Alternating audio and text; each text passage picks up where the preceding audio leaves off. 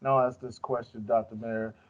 As a male of color, what, how long do you feel if you are not able to have the transfusion as such and having this disease?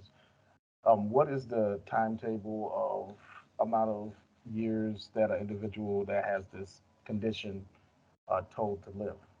Well, it varies from person to person, but survival is shortened. Now, I'm an old timer, and I remember when if you had a 40-year-old sickle cell patient, that was a long-term survivor. But now with our treatments and our research, and mainly with transfusion support, we've been able to extend that so that about half of these patients will now live into their 40s and maybe even their early 50s, but still have a shortened survival, but much better than it was when I first started in medicine some 20 plus years ago. And one of the things we learned is transfusions can help with stroke prevention. Once somebody is identified either as unfortunately having a stroke, or hopefully nowadays we can try and identify it early, or that they may be at risk for a stroke, we can put them on a transfusion regimen of getting this healthy blood routinely,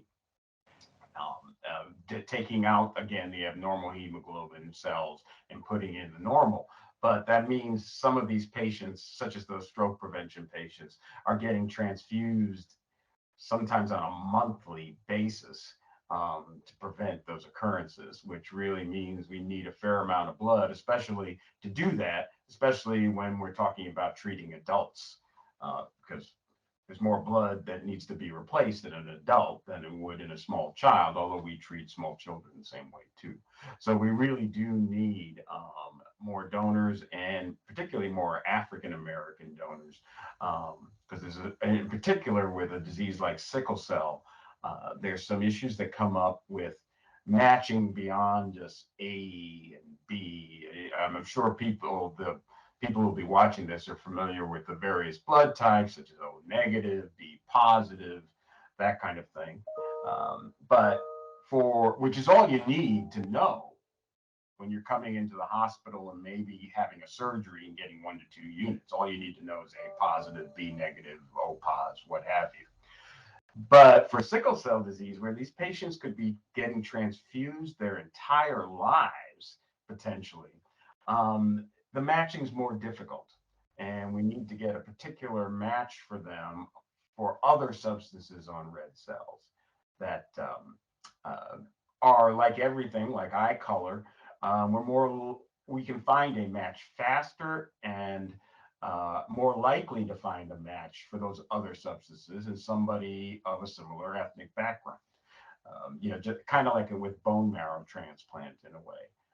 You're also more likely to find a bone marrow match in somebody of a similar ethnic background. So that's why we really need African American donors to come out and donate for this particular disease that affects African Americans primarily and is a transfusion dependent illness. Thank you for touching on that, especially on having African Americans be a part of donating. Because from my culture, or from where I was raised, I was never in the mindset of giving blood, and it was almost like taboo in my area. But the importance of giving blood, it's another form of donating that doesn't have to be monetary money being involved in giving back. And this is a form that can be of giving back to your community. Um, in a very beneficial way for others that may be in this situation. So Yeah, absolutely. And one of the things, excuse me, one of the things that I see in my practice, I also practice at the University of Minnesota. And sometimes if somebody develops a stroke in the middle of the night or has one of those pulmonary crises I was talking about due to the blockages, that could be a life-threatening situation. So we need to do those red cell exchanges, taking out the sickle hemoglobin and replacing it with normal hemoglobin A as quickly as possible. The issue is, again, we need to match for these other substances on red cells, and that can delay us in finding enough blood. When we're talking about a guy your size, we might need like 10, 12 units that have to be matched for all these other substances. And it can be tough to get those 10 units, and that can delay the treatment. And this is, when these people come in with a stroke or something, they need to be treated as quickly as possible. So what we would do there is, it doesn't mean that Caucasian donors can't help, but in the middle of the night at 2 o'clock in the morning, when we're screening units matching for these other substances, we're more likely to find those 10 units if people will self-identify their ethnicity. There's a place to do that on the blood donation record. And we would focus on those that self-identify as African American because we're more likely to find those matches quickly in the African American donors. Doesn't mean we won't find them in the Caucasian donors. It's just less likely and would take a lot longer to find those kind of matches. Oh, And these patients sometimes don't have that time.